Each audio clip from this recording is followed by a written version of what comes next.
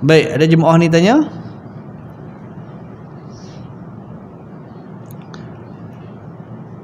Assalamualaikum Ustaz, saya nak share dari Facebook mengenai tawaf wadak.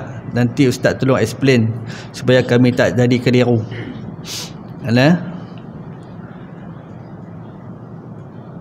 Boleh saya baru balik 2 minggu lepas ada perubahan mengenai tawaf wadak dan diterangkan oleh Datuk Ustaz Haji Dok Cik Ngah masa kami di Mekah hari itu. Apa yang Datuk terangkan share sikit.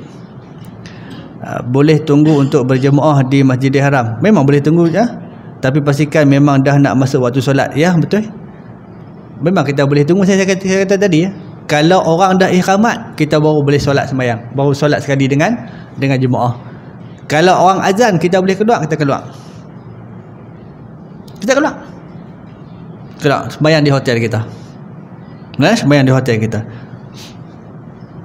Boleh ambil gambar lepas tawaf tapi untuk simpanan diri saja. Betul? Ambil gambar di hotel kita. Bukan boleh ambil gambar di masjid. Ambil gambar di hotel kita sahaja. Ada sekali saya tunjuk. Boleh bersedekah tapi bukan mencari. Boleh bersedekah tapi bukan mencari-cari. Bersedekah di hotel kita boleh. Di hotel kita. Ada sekali saya tunjuk. Tengok lagi. Ada. Boleh mencari orang hilang. Ada lagi beberapa kemudahan yang dilonggarkan tapi saya lupa. Orang hilang, macam saya cakap tadi, orang hilang apa semua, orang sakit boleh. Dibolehkan. Ni ada. Buang air kecil, air besar dalam bilik tandas bangunan penginapan. Melakukan perkara yang tiada hubungan langsung dengan musafir tapi wajib dilakukan kerana hajat dan keperluan masalah khusus ataupun masalah umum seperti mencari suami, isteri, keluarga, teman yang hilang. Macam soalan tadi, orang hilang kita boleh cari, boleh. Ataupun ziarah pesakit kerana kes kecemasan saja boleh.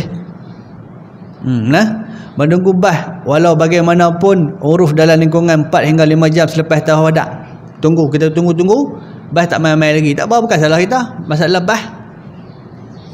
Sebab kita kena faham 1 jam sebelum masuk waktu solat jalan ditutup dan 1 jam selepas solat jalan ditutup di sana.